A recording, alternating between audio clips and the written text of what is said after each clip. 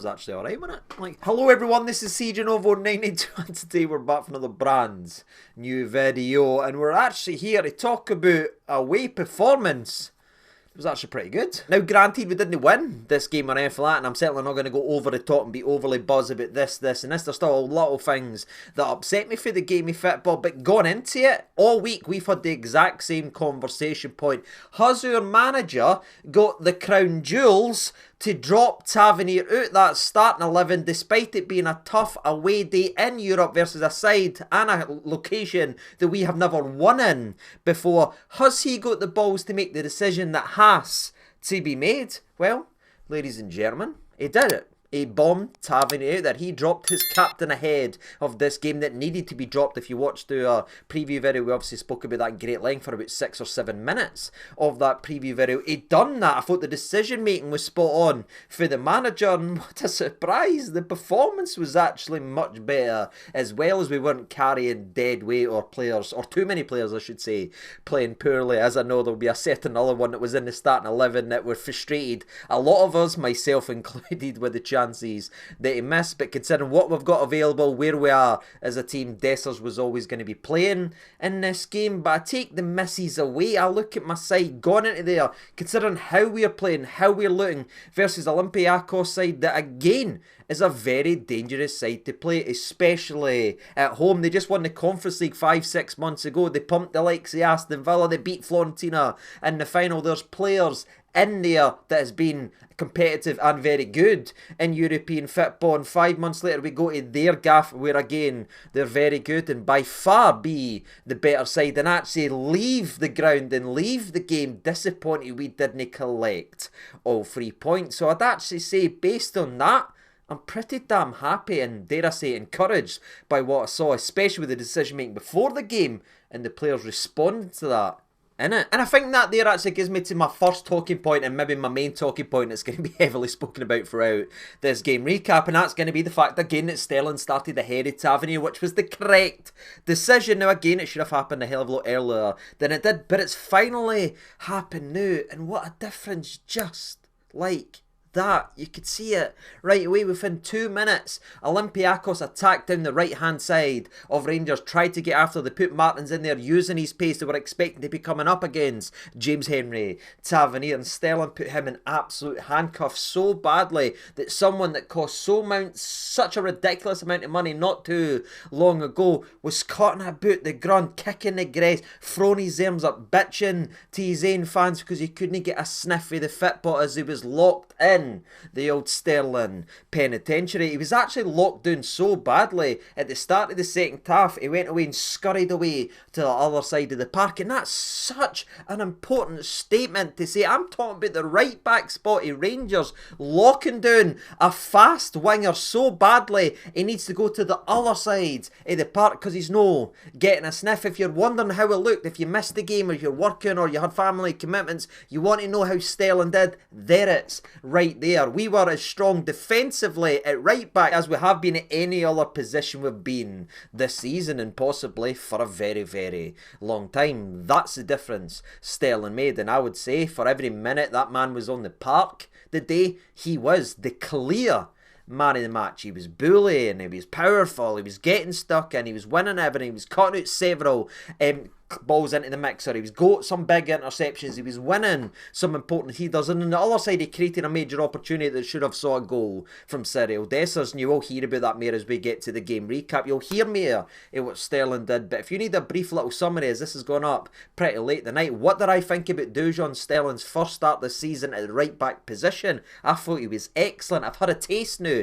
and I want more. That should be the standards. If we're allowing players to play for the jersey and put a statement down to say whether or not they should be playing in the game, if the shirt is truly up for grabs based on what and what level you're able to play, Sterling's just earned that jersey and he better be wearing it again on Sunday. The only possible question was obviously the fact that he was subbed off early on in the second half, around about the 51st, 52nd minute of the game. But I'm pretty sure, as again I'm recording this without hearing any press conferences or anything, I'm pretty sure it's because Clement before the game said he wasn't fully fit. So I imagine it was already a planned substitution to sub him off. But what I would say is Sterling's reaction after getting subbed off and the wee interaction he had with Clement, seemingly Sterling wanted to stay on, and no wonder, the boy was absolutely strolling the game, clearly about to grab the man of the match, but Clement maybe being a bit on the cautious side, keeping Sterling for another day, which again will hopefully be Sundays. He was absolutely excellent, and maybe the best little summary I can give you is we subbed off our man of the match defender, and within 3 minutes Olympiacos had scored.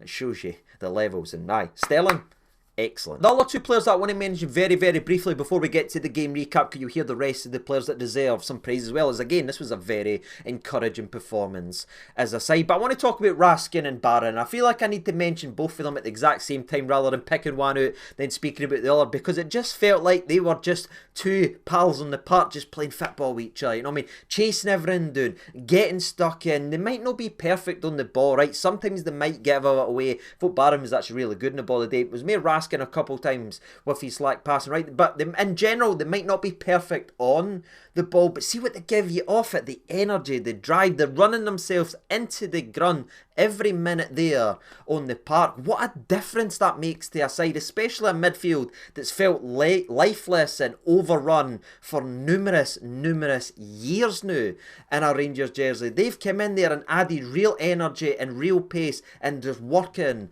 their arse off, and it's encouraging for me as a Rangers fan to sit and say that and say, yeah, you know what, let's just keep that partnership building, let them grow as players. They're still two incredibly young football players. Let's keep giving them the reps, keep giving them the games. Let's see where this midfield partnership can go, because to me, their energy, their work rate and their desire in this game gave us enough of a platform where we should be coming away from a stadium we've never won before. Despite our favourites, they gave us a platform on that park that should have saw us come away and win this game. And I thought they were absolutely standing. To give it man of the match, it's almost unfair to pick one of them. You're maybe leaning towards Connor Barron, but I think because of the way they played, the way they worked their arse off and the teamwork and chemistry they had in the game, I'd actually give them both the man of the match award and just let them hold it, because honestly they were chasing everything during the day and they deserve a special mention. But let's get into the game recap then, shall we? Because you're going to hear a couple of other names that were impressive, because you know what I mean, we were all lost in the headlights of Sterling finally starting, Clement snuck in,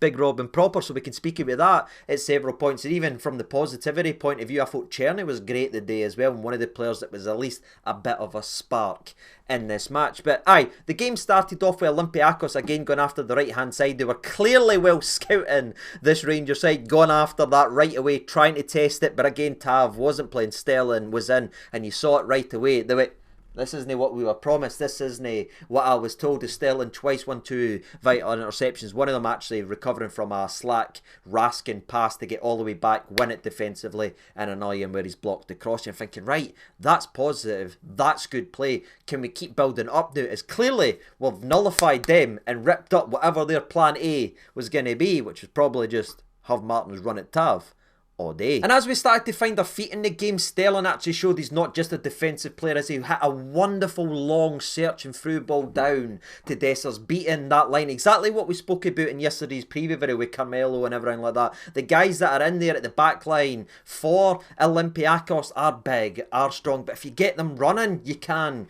make some ground on them. And he just spins his man, runs in behind him, but unfortunately the ball doesn't really come down for it. I'll give Dessers a wee bit of slack here, I should say, as he tries to get the ball down. It doesn't come down, eventually wins a corner that eventually sees Diamandi having a shot from outside the box that's easily saved by the goalie. But it's promising, and again, it shuts up anyone talking about, oh, we need this, a right back. No, we've got a right back that's defending, and he's just slid in a wonderful through ball to Dessers that was just unlucky. But where I say he's unlucky, in the 11th minute of the game, we unfortunately need to talk about the frustration again, as Barami, who I wouldn't actually say his best game today, if I'm being brutally honest. A wee bit slack for Barami today, but in saying this, he should be having an assist in the 11th minute. The ball is Raskin wins the ball back, plays it to Connor Barron. Barron to Diamandi, I think, and Diamandi plays it to Barami, and Barami, wonderful through ball through to Dessers, who I think beats the offside trap here, or maybe it was just offside. Somebody can let me know down in the comment section below. But anyway, he runs down, obviously we break their line, he gets in 1v1 with the goalkeeper, stands him up and he just hits it straight at him. It's just a striker's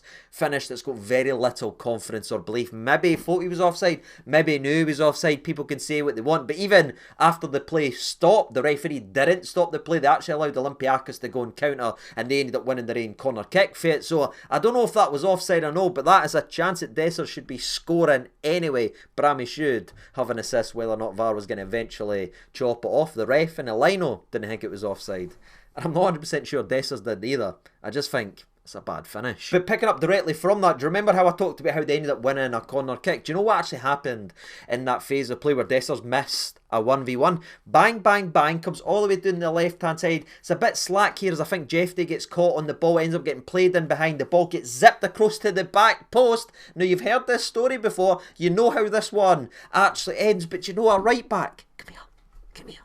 See, a right back, he defended it.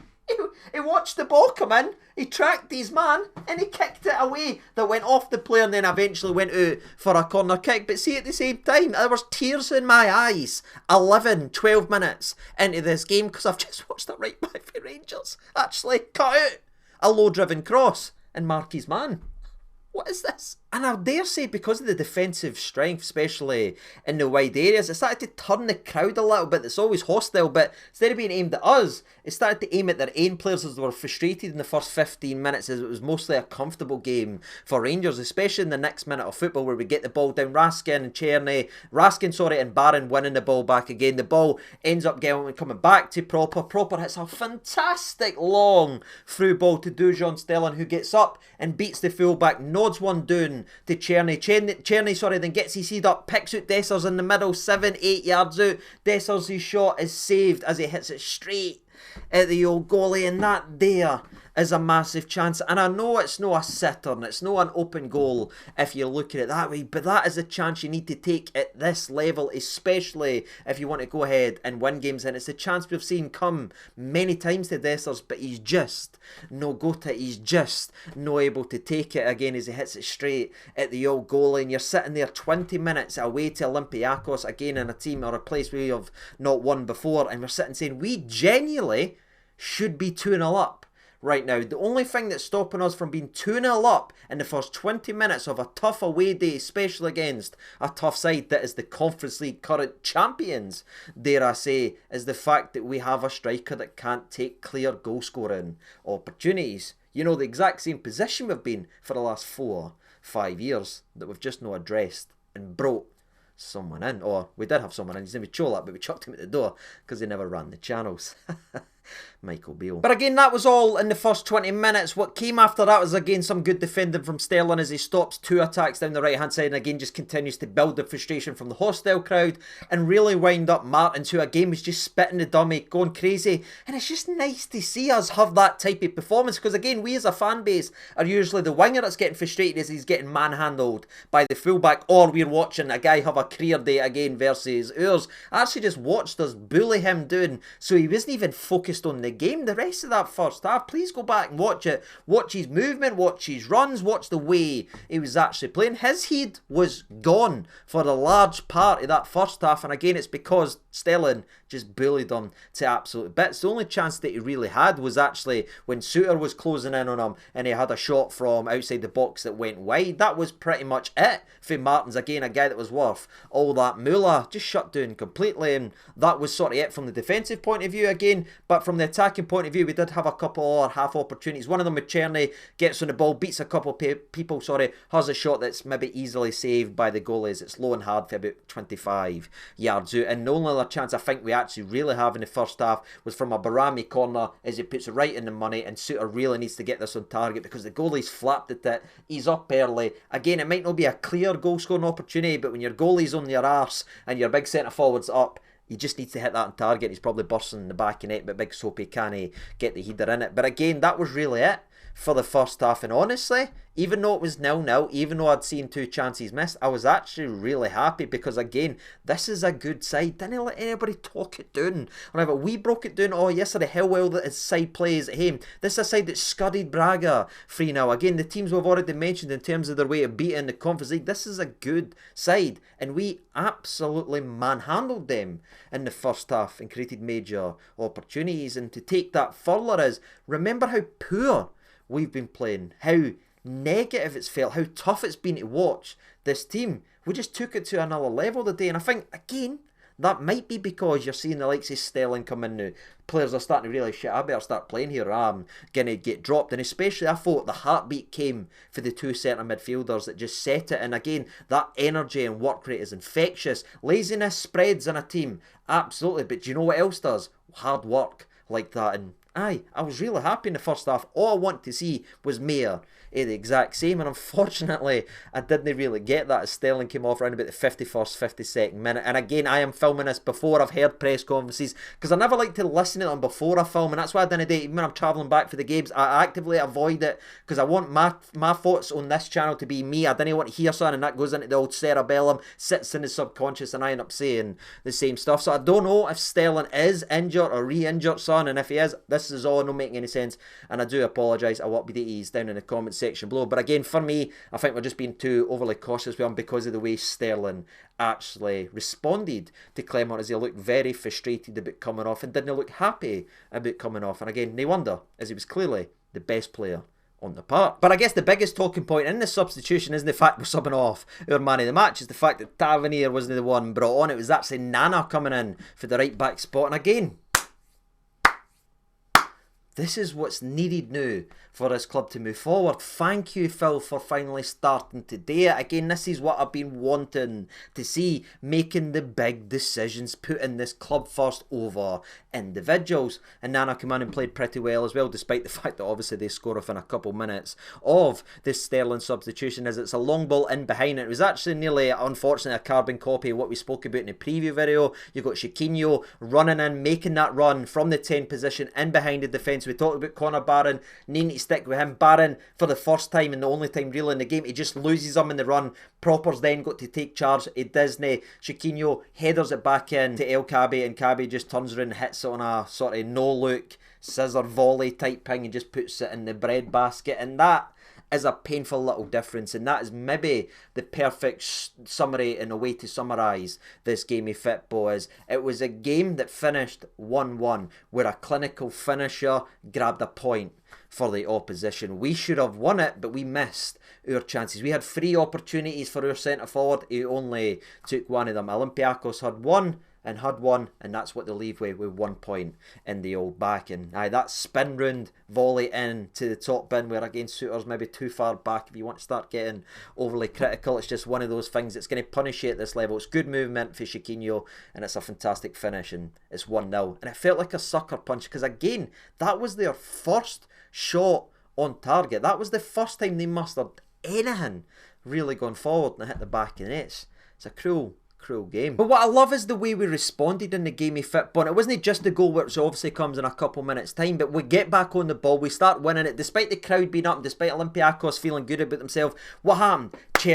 Barron comes in, you've got Raskin coming in, winning the ball back, frustrating the crowd. The referee was really strong. We'll speak about that the next couple minutes as well, as I thought he really set the tone and just allowed football to be played. And you know what, I'll actually just address the referee now. I actually enjoyed watching that game of football in an actual football sense for the first time in a long time. And it wasn't just because we started to play a wee bit better, but there wasn't constant fouls. Referees want to buy in every dive, because Olympiacos dived away that surface today, especially Martins. He was in the half, couldn't be arsed anymore, went away to the the left hand side to get away for Sterling, who then eventually gets subbed off. But every time, flopping down, holding his face, and the referee never gave him anything. We actually had a strong referee performance that was calling out the BS as he saw it. He just allowed football to be played. And maybe I'm just being an idiot and a bit of romantic here, but it's the first time I've actually seen a football game be about football in a long time, rather than the theatrics and the dark arts and the shithousery. It was about football today, It was enjoyable to watch. But and speaking of enjoyable to watch, the next chance was created because of Olympiacos dive. Again, they wanted the foul. There was absolutely zero contact from Connor Barron on Martins. We end up getting the ball. We play it out wide to Czerny after a great run from Casemiro, aka Nana. Czerny pulls it back to Nana. Nana then has a shot and it goes just a whisker wide. It's a shot, probable cross, but I'm going to give him the credit because it was nearly a fantastic effort as it just whiskers wide. You're thinking, right, that's unlucky. That's unlucky. But we didn't even have time to worry about that chance because the ball was in the back of net just a couple minutes after. And the way it happened starts with actual Connor Barron here as he just nips in, wins the ball and maybe bounces back off the Olympiacos CDM and ends up playing it back in the middle. But it's the fact that he's there, it's that work rate, it's that energy. He's nipping and it forces Olympiacos from making a simple pass to worry he's going to intercept it. They end up giving the ball away. It goes straight to Czerny, who picks out Cyril Dessers. And Cyril Dessers, who's missed 2 sitters in the game. If it one special sitter, Lillian a wee bit, okay, I'll be nice to him on that end. But Cyril Dessers runs through and just hits the boy with a wee bit the old Elvis the pelvis, you know what I mean? Just gives it one of these, the defender goes down the old road. He nearly ends up at Panathinaikos' stadium and Dessers just smacks it right in to the bread basket and you're sitting saying, how's that the same player I've seen just miss 2 absolute sitters and I've missed and saw him kill every bit of joy I've had in my heart over the last 8 games. He's capable of the magic. Again, he's big Fulton from the Mighty Ducks. 1 out of every 5. It's just special for Dessers, and maybe only he can do that in the team, and that's probably a statement in itself. But it's a wonderful, wonderful goal from Cyril Dessers. I can't take anything away from him. It's just I wish he could score the ugly goals and the easy chances rather than the hardest one, because that's what he done. These 3 chances, he absolutely smashed the hardest one in the bread basket. How can he just not take the easy ones? It'd be so much easier to be a Rangers fan if you could just take the easy chances. But I give him all the credit in the world. It's outrageous little shake and shimmy, fakes the defender away. Probably shame on him for falling for the fake shot, but the finish is special. Cyril Dessers 1-1, and that is obviously the goal that grabs us a point in this game. But for all the gotchas and hey, scored and hey, done that, he then has a moment in the 71st minute where I'm sure he'll be wanting to get back because I scored in this game. He took 1 free to get us the point, but in the 71st minute he just needs to make a simple pass. He's got Diamande and Jeffrey bursting their arse to get into the left hand side. He just needs to lift his head because Barami's already made the run in at the 10. There's a massive gap, a simple chance to pass the ball inside the box, and it's 2-1 baby, but ends up having a shot from outside the box with his left foot. What you expect to hit the old banners behind the old corner flag, and that's pretty much where it goes. He just daisy cutters it, boop, no chance. And what an opportunity that was for Rangers. We should have struck this team on the counter-attack. It was just at that moment. But again, am I being too harsh here or no? Is there standards or no? It's just, he scored a worldie, but I'm frustrated about him because it's a simple pass. Dessers, I don't know what you do to me. And that summed up 10 minutes later as Connor Barron plays a wonderful through ball to Cyril Dessers, who's again in behind the defence, should be running through, but he can't really get the ball under control. Takes a really ridiculous heavy touch rather than having a shot, and it gives the defender the opportunity to come and win the ball as he's played through on goal for the 4th time in the game of football. It's Dessers' ball and it's Dessers' world. We, unfortunately, just live in it. But Clement had seen enough round about that point and decided to make some substitutions. As I kept joking on Twitter, take Dessers off and put Tavernier up front, right? But then Dessers actually went off and Tavernier came on. I was like, I was joking, Phil. But then thankfully you start to see that other people come off the bench. You then see Egeman and you then see wee Ross McCausland who comes on for Czerny and Barami, which made you think, what's actually happening here? Where is everybody actually playing? Well, Egeman goes up front, and by the way, Egeman, I know we said we wanted prime Alfredo Morelos, but we're actually talking about the goals and the performances, not the cards. Please stop picking up ridiculous yellow cards. It's frustrating to actually watch. But he came on, had a couple of wee moments where he brought the ball down, tried to bring others into play. But again, it just seems to devolve when we're starting to do that. You know what I mean? As he was out wide, putting balls into the mixer for Ross McCausland, the aerial threat. Let's shout at the second unit here and figure out what to actually do. But Tavernier came on the park finally. Again, the second opportunity to come on to the game he finally does, and he ends up going at the right wing position where, again, he never really done anything, but he came on. Ross McCausland came on, who never really done anything either, and that saw sort of the end of the game. There's a couple of wee half opportunities. Maybe Barron could have shot in the 90th minute. Maybe some of these, but again, it ended up playing out to a 1-1 draw there as we defended the set piece very well in the last minute of action, as it was a free kick into your mixer. We get it away, big header for proper, and that is game, that is set, and that is the old match. It finishes 1-1. It's a very important point, and we sat in here and said there should be a difference in the old goal difference by the time it ends. Well, the goal difference remains the exact same, the scoreline remains the exact same, and maybe the story is a familiar one to us. We actually played well enough to win the game, we just never took the clear-cut goal scoring opportunities we created, and it once again highlights, puts in bold text, we need a goal scorer, because for all the doom and gloom and the frustration and the crap we are playing, that performance for overall the squad today deserved all 3 points. The only reason we didn't get it is because we're not taking clear goal scoring opportunities that other team seems to take versus us every single time. Now, either we are the most unluckiest squad in the world, which maybe is actually true, or we've just not got a good enough player to take the chances we need if we want to be as successful as we should be as a football team. So there is a lot to digest today, but again, I'm pretty overall happy with the performance. I'm happy that Clement's finally put the club first over individuals and proved to everyone no one is bigger than the club. That was a big statement. Hopefully that spreads to the rest of the team, and hopefully they start tuning in. Again, Barron and Raskin just keep setting the tone in there, lads. What a difference you're making, and it's starting to spread to a squad, and hopefully Sterling is